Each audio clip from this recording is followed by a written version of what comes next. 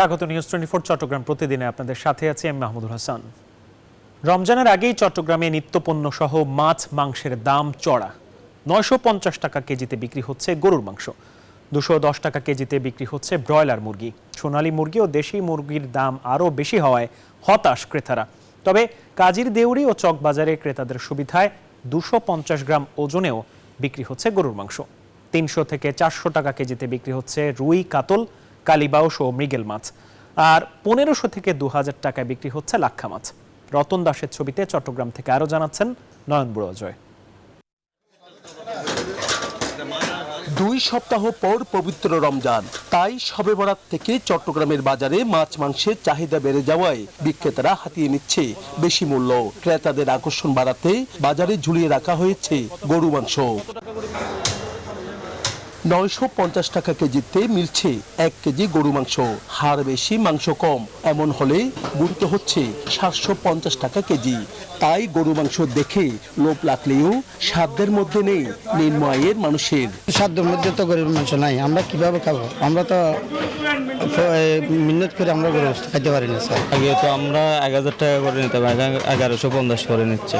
এইদিকে কাজীর দেউরি খোকনের গরু মাংসের দোকানে 250 গ্রাম ওজনেরও গরু মাংস বিক্রি করছে নিম্ন আয়ের মানুষের সুবিধার্থে এমন উদ্যোগ তাদের। একইভাবে চকবাজারেও বিক্রি করছে গরু মাংস। 250 গ্রাম চাইলেও দিই, আধা কেজি চাইলেও দিই, আপনার 1 কেজি চাইলেও দিই, 5 কেজি চাইলেও দিই, 10 কেজি, যার থেকে যে সমর্থন আছে এতটুকুই দেওয়া হয় আর কি। যার যতটুকু সমর্থন ততটুকু আমরা দিই। গরিবের মাংস নামে পরিচিত ব্রয়লার মুরগির দামও এখন 210 টাকা কেজি। সোনালী ও দেশি মুরগের দামও চড়া। সোনালী মুরগি 300 টাকা কিনা 330 টাকা বেচতেছি। আর দেশি মুরগি 570 টাকা কিনা 600 টাকা বেচতেছি। গত সপ্তাহে এই সপ্তাহে একটু বাড়ছে। অন্যদিকে বাজারে মাছের কোনো সংকট নেই, নানা মাছে ভরে গেছে বাজার। লাক্কা কোরাল মাছও দেখা যাচ্ছে বাজারে। তবে সাইজ বুঝে দাম হাঁকছেন বিক্রেতারা। অন্যান্য মাছের দামও বেশি। রেট ঠিক মতো পাবেন না, কারণ এটা সাইজের উপর নির্ভর। যত বড় হবে এত রেট বেশি। আপনার রুই মাছ হচ্ছে 300 টাকা, বড়টা হচ্ছে 350 রুই মাছ।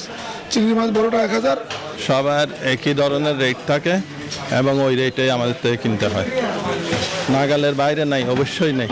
এইদিকে সবজির দাম কমায় ক্রেতাদের স্বস্তি ফিরলেও রমজানে প্রয়োজনীয় ছোলা, ডাল সহ মশলার দামও খুচরা বাজারে চড়া। পাইকারিতে কমেছে কিছুটা। নয়ন বড়ুয়া জয়, নিউজ 24 চট্টগ্রাম। 2.5 কোটি টাকা আত্মসাতের অভিযোগে গ্রেপ্তার করা হয়েছে চট্টগ্রাম জেলা পরিষদের এক সার্ভেয়ারকে। 2017 থেকে 2024 সাল পর্যন্ত জেলা পরিষদ থেকে 27টি জমা রসিদ বই নিয়ে আদায় করা খাজনা আর ব্যাংকে জমা করেননি ইমতিয়াজ নাইম নামের ওই সার্ভেয়ার। প্রধান সহকারী এবং হিসাব রক্ষক জানান, নাইমের অনিয়মের কথা আগে থেকেই জানতেন কর্মকর্তারা। ঘটনা তদন্তে কমিটি করেছে জেলা পরিষদ। এছাড়া দুদককে সম্পৃক্ত করতে চিঠি দিয়েছে পুলিশ। আকরাম হোসেনের রিপোর্ট, ছবি তুলেছেন রতন দাস। সার্ভেয়ারের মাধ্যমে ম্যানুয়াল জমা রসিদ দিয়ে খাজনা আদায় করে চট্টগ্রাম জেলা পরিষদ। গেল 22 জানুয়ারি সেই খাজনার টাকা আত্মসাতের অভিযোগে ইমতিয়াজ নাইম নামে এক সার্ভেয়ারকে কোতোয়ালি থানায় সোপর্দ করে প্রতিষ্ঠানটি। ঘটনা তদন্তে 26 জানুয়ারি 3 সদস্যের তদন্ত কমিটি গঠন করে জেলা পরিষদ। অনিয়মের ব্যাপকতা দেখে কমিটি 5 সদস্যে উন্নীত করা হয়। এছাড়া দুদককেও ঘটনা অবহিত করে পদক্ষেপ নিতে চিঠি দিয়েছে পুলিশ। সে যে বইগুলো ব্যবহার করত সবগুলো আমরা কালেক্ট করার চেষ্টা করেছি, কিন্তু দেখা যাচ্ছে যে এর মধ্যে একটা বা দুইটা বই মোস্ট প্রবলি মিসিং। আমরা দুইটা বই এখনো হদিস পাইনি। এগুলো যদি পাওয়া যায় আমরা আরো সুস্পষ্ট আমরা তদন্ত শেষ করতে পারবো আর কি। নাইম 2017 থেকে 2024 সাল পর্যন্ত 8 বছরে মোট 27টি জমা রসিদ বই গ্রহণ করে, যেগুলো খাজনা আদায়ের পর আর ব্যাংকে জমা না দিয়ে আত্মসাৎ করে। তার নামে আমরা এই পর্যন্ত 27টা বই রসিদ বই ইস্যু করেছি। এই 27টা বই আমরা যে তদন্ত কমিটি করেছি আর কি, প্রাথমিকভাবে আমরা 97 লাখ টাকা পেয়েছিলাম 25টা বই। 18 সাল থেকে সেই টাকাটা জমা করতেছিল না। অন্যদিকে হিসাব রক্ষক বলছেন, নাইমের টাকা জমা না করার বিষয়টি ওপেন সিক্রেট ছিল, কিন্তু তার জবাবদিহি নেয়নি কেউ। মাঠে এইদিকে ওইদিকে গিয়ে টাকাগুলো সে কালেক্ট করতো। যদি এটা ফাইলিং এর একটা ব্যাপার থাকতো তাহলে আমি জানতে পারতাম যে এরকম একটা জমি এত টাকা ইজারা হয়েছে। কারণ ফাইল ছাড়া, কোনো নথিপত্র ছাড়া যদি কেউ টাকাগুলো কালেক্ট করে, এটা আসলে কিন্তু অফিসের কারো কিন্তু ওইভাবে জানার কথা না, কারণ সে তো নিয়মই মেনটেন করা নেই। অনিয়মের ব্যাপারে ঊর্ধ্বতন কর্মকর্তারা অবগত থাকলেও গেল ৮ বছরে অভিযুক্ত সার্ভেয়ারের বিরুদ্ধে কেন ব্যবস্থা গ্রহণ করা হয়নি তা জেলা পরিষদ এবং দুদকের তদন্ত রিপোর্টে উঠে আসবে বলে প্রত্যাশা সচেতন মহলের। আকরাম হুসাইন, নিউজ 24, চট্টগ্রাম। চট্টগ্রামের চন্দনায় সে অবৈধ ঝুঁকিপূর্ণভাবে ক্রস ফিলিং করার সময় ১,৬৭২টি সিলিন্ডার জব্দ করেছে সেনাবাহিনী। উপজেলা নির্বাহী ম্যাজিস্ট্রেট ডিপ্লোমেসি চাকমা জানান, দীর্ঘদিন ধরে লাইসেন্স ছাড়া অবৈধ ঝুঁকিপূর্ণ উপায়ে সিলিন্ডারে গ্যাস ক্রস ফিলিং করছেন চন্দনাইশের চট্টগ্রাম কক্সবাজার মহাসড়কের পশ্চিমে মেসার্স নুসরাত এন্টারপ্রাইজের মালিক জালাল উদ্দিন। গোপন সংবাদের ভিত্তিতে শুক্রবার গভীর রাতে সেনাবাহিনীকে নিয়ে অভিযান শুরু করে উপজেলা প্রশাসনের উপস্থিতি টের পেয়ে পালিয়ে যায় মালিক। ঘটনাস্থল থেকে জব্দ করা হয় ১,৬৭২টি খালি গ্যাস সিলিন্ডার। এ সময় অবৈধভাবে গ্যাস আনা নেয়ার কাজে ব্যবহৃত পিকআপ ভ্যানও জব্দ করা হয়।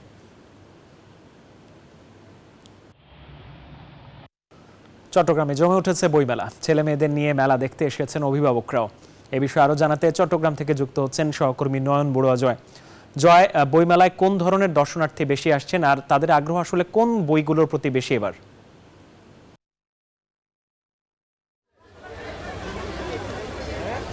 ধন্যবাদ মাহমুদ আপনাকে। বইমেলা বলতে যে আজকে ছুটির দিনে কিন্তু বইমেলা সকাল থেকে শুরু হচ্ছিল।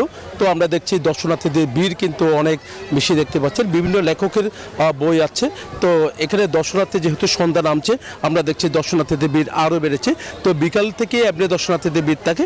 একই সাথে কিন্তু আমরা দেখি যেহেতু ছুটির দিন যেদিন হয় সেদিন সকাল থেকে বইমেলা খোলা থাকে, তার কারণে সকাল থেকে দর্শনার্থীদের ভিড় বাড়ছে। আর মাহমুদ, আপনি যেমনটা জানতে চেয়েছেন কোন বয়সের মানুষরা সবচেয়ে বেশি এই বইমেলায় আসে, আমরা দেখছি শিক্ষার্থী থেকে শুরু করে এখানে বিভিন্ন বয়সের মানুষ আমরা দেখছি, কিন্তু সবচেয়ে বেশি শিক্ষার্থীদের উপস্থিতি আমরা দেখছি। এখন এখানে বিভিন্ন লেখক বই আছে, তো তার কারণে এখানে যারা বই প্রেমী আছে তাদের আগ্রহ অনেক বেড়েছে। আমি দেখতে পাচ্ছি এখানে লেখকরা আছেন যাদের হাতে লেখা বই, তো এই কিন্তু হাতে লেখা কেমন সারা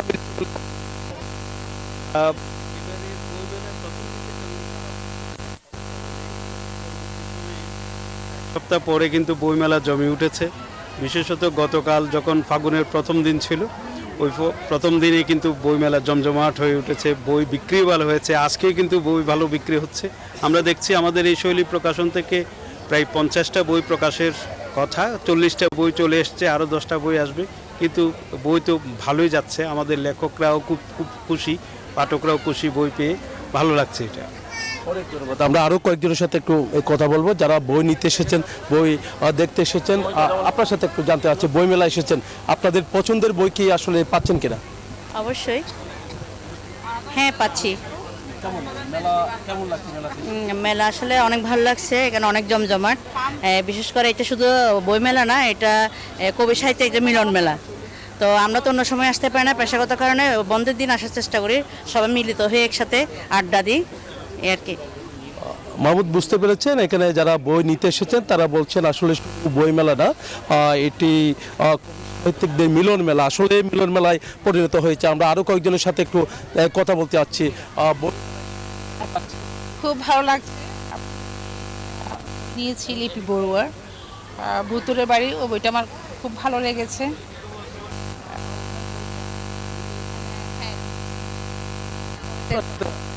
একটু জানতে চাচ্ছি কি কি বই আছে?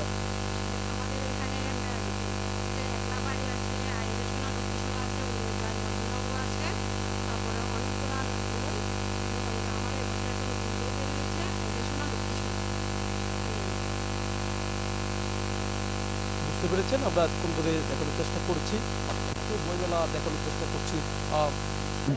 দেখতে পাচ্ছেন একটু এখানে দর্শনার্থীদের ভিড় কিন্তু অনেকটা বেড়েছে, আমরা দেখতে পাচ্ছি। তো যেহেতু 9টা পর্যন্ত বইমেলা চলে, শুধু বইমেলায় শুধু মেলা নয়, আমরা দেখছি মেলা ছাড়াও কিন্তু সাংস্কৃতিক অনুষ্ঠান থেকে শুরু করে অন্যান্য অনুষ্ঠানের আয়োজন করা হয়। তার কারণে এখানে যারা বই প্রেমী আছে তাদের আগ্রহ অনেক বেশি আমরা দেখছি। আইন শৃঙ্খলা বাহিনী যারা আছে তারাও সতর্ক অবস্থানে আছে, তার কারণে কোনো অপ্রীতিকর কোনো ঘটনার খবর কিন্তু আমরা বইমেলায় এখন পর্যন্ত আমাদের হাতে আসেনি। তো এই ছিল আমার এখানকার সর্বশেষ। আগামীকালও আমরা বইমেলার এই সময়টার মধ্যে আমরা দেখানোর চেষ্টা করব। এই ছিল আমার এখানকার সর্বশেষ। জয়, আপনাকে ধন্যবাদ। চট্টগ্রামের সবচেয়ে নিচু এবং সর্বনিম্ন ফসল উৎপাদনের এলাকা চট্টগ্রামের পটিয়া। এই উপজেলায় 1158 কোটি টাকা ব্যয়ে বন্যা নিয়ন্ত্রণ, পানি নিষ্কাশন ও সেচ প্রকল্প বাস্তবায়ন করছে পানি উন্নয়ন বোর্ড। এটি বাস্তবায়িত হলে জলাবদ্ধতা ও লবণাক্ততা কমে আবাদি জমিতে পরিণত হবে 17,000 হেক্টর জমি। এতে ফসল উৎপাদন এবং নাগরিক সুবিধা দুটোই বাড়বে বলে মনে করেন স্থানীয়রা। আবু জাবেদের ছবিতে চট্টগ্রাম থেকে নয়ন বড়ুয়া জয়ের আরেকটি রিপোর্ট। চট্টগ্রামে 15টি উপজেলার মধ্যে সবচেয়ে নিচু এলাকা পটিয়া। বর্ষা মৌসুমে বন্যা আর জোয়ারের নোনা পানি ঢুকে নষ্ট হয় ঘরবাড়ি সহ ফসলাদি। 3 ফসল তো দূরের কথা, একটি ফসলও ঠিকভাবে ঘরে তুলতে পারেন না কৃষক। একই সাথে উজানের শুকনো মৌসুমে নদীতে পানি না থাকায় ব্যাহত হয় নৌ চলাচল। এই সংকট কাটাতে পটিয়া সদরের বুক ছিঁড়ে বয়ে যাওয়া চানখালী নদী ঘিরে বন্যা নিয়ন্ত্রণ, নিষ্কাশন ও সেচ প্রকল্প বাস্তবায়ন করছে পানি উন্নয়ন বোর্ড। প্রকল্প ব্যয় ধরা হয়েছে 1158 কোটি টাকা। ইতিমধ্যে 30 কিলোমিটার খাল পুনঃখনন কাজ শেষ হয়েছে। চলছে তীর প্রতিরক্ষা, বাঁধ নির্মাণ ও ফ্ল্যাট ওয়াল নির্মাণ, রেগুলেটর এবং ভূমি অধিগ্রহণের কাজ। প্রকল্পের আওতায় নির্মিত হবে একটি সেতু। বহু চাষি জমি সবসময় অনাবাদি রয়ে যেত এবং তেমন একটা কোনো 12 মাসি কোনো ফসল এখানে ফলে না। এদিকে নির্ধারিত সময়ে প্রকল্প শেষ করা জোর প্রচেষ্টার কথা জানিয়েছেন পানি উন্নয়ন বোর্ডের এই প্রকৌশলী। প্রকল্পের এখনকার মেয়াদ ডিসেম্বর 2025 পর্যন্ত হলেও যেহেতু ভূমি অধিগ্রহণে কিছুটা সময় লাগছে, আমরা ধারণা করছি এটা হয়তো আমরা জুন 27-এ পুরোপুরি সমাপ্ত করতে পারবো। প্রকল্পের কাজ শেষ হলে ফসল উৎপাদন বৃদ্ধি সহ নাগরিক সুবিধা পাওয়ার আশা স্থানীয়দের। পানি থাকতে কেন এখন তো পানি থাকবে না, চলে যাবে। পানি আটকে পানি আসবে না, লবণ তো পানি বন্ধ থাকবে। মানুষ আগে অত্যন্ত রাস্তাটা হারিয়ে যেত, অনেক কষ্ট হইতো। বর্ষার সময় আমরা যে জলবদ্ধতা থেকে সুবিধা পাবো স্যার। প্রকল্পটি বাস্তবায়নের ফলে 13,500 হেক্টর জমিতে উৎপাদন বাড়বে। এক ফসলি থেকে 2 ফসলিতে রূপান্তর হবে 3,500 হেক্টর জমি। Nayan Barua Joy, news 24, Chattogram. Chattogram international convention সেন্টারে শুরু হয়েছে এশিয়া আন্তর্জাতিক বাণিজ্য মেলা বাংলাদেশ 2025। সকালে নগরের কাজীর দেউড়ির ইন্টারন্যাশনাল কনভেনশন সেন্টারে মেলার উদ্বোধন করেন Chittagong city mayor doctor Shahadat Hossain. মেলা পরিচালনা কমিটির সভাপতি মাহবুব আলম এর সভাপতিত্বে অনুষ্ঠানে অতিথি ছিলেন বিএনপির সাবেক সাধারণ সম্পাদক আবুল হাশেম বক্কর সহ অন্যান্যরা। আয়োজকরা জানিয়েছেন 200টি স্টল নিয়ে এই মেলা চলবে আগামী 1 মার্চ পর্যন্ত।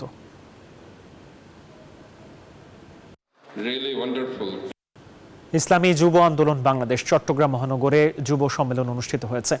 দুপুরে নগরীর একটি অডিটোরিয়ামে দলটির যুব সম্মেলনে প্রধান অতিথি ছিলেন ইসলামী আন্দোলন বাংলাদেশ এর কেন্দ্রীয় সাংগঠনিক সম্পাদক জান্নাতুল ইসলাম।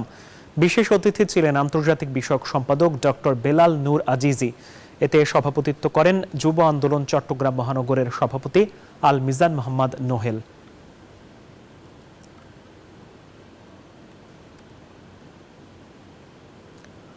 সাপ্তাহিক ছুটির দিনে কক্সবাজার সমুদ্র সৈকতে পর্যটকদের উপচে পড়া ভিড়। যান্ত্রিক জীবন থেকে বেরিয়ে সমুদ্রের নীল জলে গা ভেজাতে দূর দূরান্ত থেকে ছুটে এসেছেন পর্যটকরা। এ বিষয়ে আরো খবর জানাতে যুক্ত হচ্ছেন সহকর্মী ইরফানুল হাসান। ইরফান, বিকেলের পর সন্ধ্যার এই সময়টা পর্যটকরা কেমন উপভোগ করছেন আর নিরাপত্তা নিয়ে তারা সন্তুষ্ট কিনা?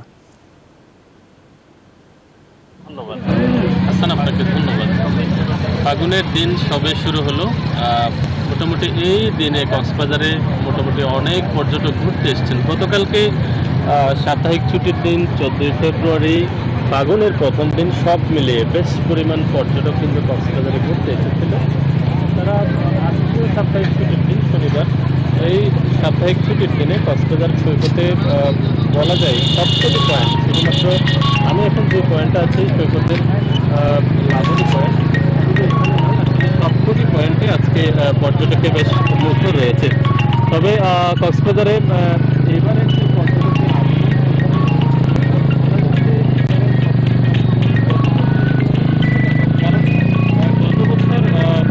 মোটামুটি পর্যটক সমাগম ঠিকঠাক থাকলেও এই বছর আসলে যে শবে বরাত হওয়ায় কিছুটা পর্যটক সমাগম কম হয়েছে বলে জানিয়েছেন যারা পর্যটন সংশ্লিষ্ট ব্যবসায়ী রয়েছেন তারা যেটি বলছেন গত বছর ঠিক এই সময়টাতে প্রায় 70 থেকে 80% হোটেলের রুম কিন্তু বুকিং হয়ে গিয়েছিল, তবে এই বছর সেটি কমে শবে বরাত উপলক্ষে 50 থেকে 60% রুম বুকিং হয়েছে। তো কক্সবাজার আগত যে সকল পর্যটকরা রয়েছেন তারা এই সময়টাতে সৈকতের যে ছোট ছোট যে দোকানগুলো রয়েছে, মার্কেটগুলো রয়েছে, সেখানে আসলে কেনাকাটায় ব্যস্ত সময় পার করছেন এবং কক্সবাজার আগত পর্যটকদের নিরাপত্তায় এখানকার অনেকেই কাজ করছে। বিশেষ করে কক্সবাজার জেলা প্রশাসনের পাশাপাশি কক্সবাজারের অনেকগুলো আইনশৃঙ্খলা বাহিনীর সদস্যরা কিন্তু সচেষ্ট রয়েছে। তো কক্সবাজার আগত পর্যটকদের সন্ধ্যাকালীন যে বিনোদন, সেই বিনোদনের জন্য কক্সবাজার ইতিমধ্যে চলছে কক্সবাজার শিল্প ও বাণিজ্য মেলা। এই বাণিজ্য মেলাকে কেন্দ্র করে কিন্তু কক্সবাজারে আগত পর্যটকরা সন্ধ্যার সময় সেখানেও আসলে ঘুরতে যাচ্ছেন। তো আমরা কিছু পর্যটকদের সাথে কথা বলেছি, তারা একটি বিষয় যেটি বলছেন যে সেন্ট মার্টিন আসলে এই বন্ধ হয়ে গিয়েছে। সেন্ট মার্টিন বন্ধ হয়ে যাওয়ার কারণে আসলে অনেকের মাঝে আক্ষেপও কাজ করছে। তবে কক্সবাজারে আগত যে সমস্ত পর্যটক তারা শুধুমাত্র কক্সবাজার সৈকতে নয়, তারা সৈকতের পাশাপাশি কক্সবাজারে আরও যে সমস্ত দর্শনীয় স্থানগুলো রয়েছে সেখানেও তারা সময় কাটাচ্ছেন। বিশেষ করে ইনানি, হিমছড়ি, দরিয়ানগর সহ প্রায় সবকটি পয়েন্টে তাদেরকে আসলে ঘুরতে যেতে দেখা যাচ্ছে। আমরা কথা বলেছিলাম কক্সবাজারের ট্যুরিস্ট পুলিশের সাথে, তারা যেটি বলছেন আগত পর্যটকদের নিরাপত্তায় তারা মূলত কক্সবাজারে এই মুহূর্তে সন্ধ্যাকালীন যে সময়টা আসলে ছিনতাইয়ের একটা সম্ভাবনা থাকে। বিশেষ করে সৈকতের এই যে পয়েন্টে আমি দাঁড়িয়ে আছি এখানে আসলে আলোর দেখা নাই। সৈকতের পর্যটকদের নিরাপত্তায় যেখানে লাইটগুলো থাকার কথা, সে অনেকগুলো লাইট কিন্তু অকেজো হয়ে যাওয়াতে ছিনতাইকারীদের একটা সম্ভাবনা থাকে। তারা এটিতে আসলে নিরাপত্তায় তারা কাজ করছে বলে তারা আমাদেরকে জানিয়েছেন। তো এই ছিল আসলে কক্সবাজার থেকে পর্যটনের আপডেট। ফিরে যাচ্ছে স্টুডিওতে। ইরফান, আপনাকে ধন্যবাদ। যাচ্ছি পরের খবরে। বাংলাদেশ কৃষি গবেষণা কেন্দ্র উদ্ভাবিত বাড়ি সূর্যমুখী 3 ও বাড়ি বেগুন 12 এর বীজ উৎপাদন বিষয়ক মাঠ দিবস অনুষ্ঠিত হয়েছে। দুপুরে চট্টগ্রামের হাটহাজারী কৃষি গবেষণা কেন্দ্রে এই অনুষ্ঠানের আয়োজন করা হয়। এতে প্রধান অতিথি ছিলেন কেন্দ্রের পরিচালক ডক্টর আশরাফ উদ্দিন। বাড়ি জাতের সূর্যমুখী এবং লাউ আকৃতির বেগুন চাষ করে কৃষক লাভবান হতে পারবে বলে আশা প্রকাশ করেন বক্তারা। এতে প্রধান বৈজ্ঞানিক কর্মকর্তা ডক্টর মোহাম্মদ শহীদুল ইসলামের সভাপতিত্বে মাঠ দিবসে হাটহাজারী উপজেলা কৃষি কর্মকর্তা আল মামুন শিকদার, বৈজ্ঞানিক কর্মকর্তা, কৃষক, কৃষানী, কৃষি ট্রেনিং ইনস্টিটিউটের শিক্ষার্থীরা অংশগ্রহণ করেন।